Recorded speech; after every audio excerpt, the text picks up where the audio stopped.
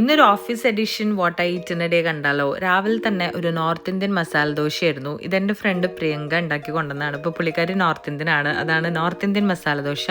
പുള്ളിക്കാരി തന്നെയാണ് കേട്ടോ അതാ ഈ ഒരു പാസ്തയും കൊണ്ടുവന്നിട്ടുണ്ടായിരുന്നു. അപ്പോൾ ഇതായിരുന്നു ഇന്നത്തെ എൻ്റെ ലഞ്ച്. ഞാൻ കൊണ്ടുപോയ ലഞ്ചിന്ന് കഴിച്ചില്ല. അതുകൊണ്ട് ഇതൊക്കെ കഴിച്ച് കഴിഞ്ഞപ്പോഴത്തേക്ക് എനിക്ക് ഉച്ചയായപ്പോൾ നല്ല രീതിയിൽ ഉറക്കം വരാൻ തുടങ്ങിയിട്ടുണ്ടായിരുന്നു. അപ്പോൾ ചെറിയ രീതിയിൽ ഒരു കട്ടൻ കാപ്പി ഉണ്ടാക്കി കുടിച്ചു, മധുരമൊന്നും ഇടാണ്ട്.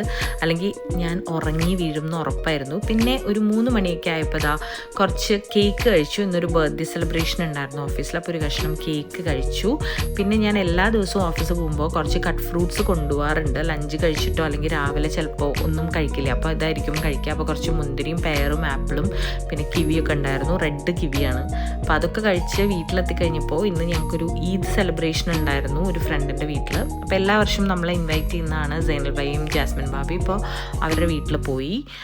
ഈ വർഷവും എല്ലാ വർഷത്തെയും പോലെ അതിഗംഭീരമായിട്ടാണ് അവർ ഫുഡൊക്കെ ഒരുക്കിയിട്ടുണ്ടായിരുന്നത്. അപ്പോൾ സ്നാക്സും സ്റ്റാർട്ടേഴ്സും മെയിൻ കോഴ്സും കുറേ ഡെസേർട്ട്സൊക്കെ ആയിട്ട്, അപ്പോൾ വീടും അസലായിട്ട് അവർ ഇപ്രാവശ്യം ഡെക്കറേറ്റ് ചെയ്തിട്ടുണ്ട്. അപ്പോൾ ഇതൊക്കെയായിരുന്നു ഇന്നത്തെ എൻ്റെ ഫുഡടി. അപ്പോൾ ശരി, പിന്നെ കാണാം കേട്ടോ.